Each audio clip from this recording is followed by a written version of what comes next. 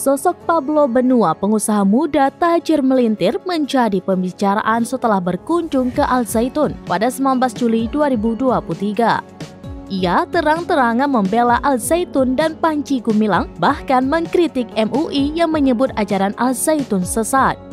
Tak cuma itu, Pablo Benua bahkan siap memberikan hartanya ke Al Zaitun jika pondok pesantren ini kekurangan uang operasional. Hal ini diucapkan Pablo Benua karena rekening Al Zaitun dan Panji Gumilang diblokir pemerintah.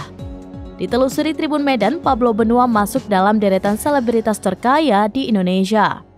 Selain mengisi dunia hiburan, ia memiliki pertambangan nikel di Sulawesi Tengah dan CEO PT Sentul City Central Property.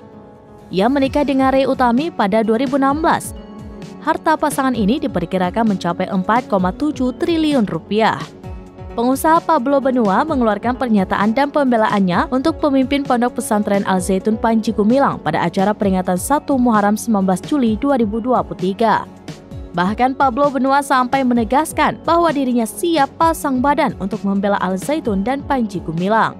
Pablo Benua mengaku pernah menyampaikan kepada sang istri Ray Utami untuk tidak memasukkan anak ke pesantren karena khawatir. Namun setelah melihat langsung Al Zaitun, dirinya justru merasakan kedamaian dan ada sesuatu yang berbeda.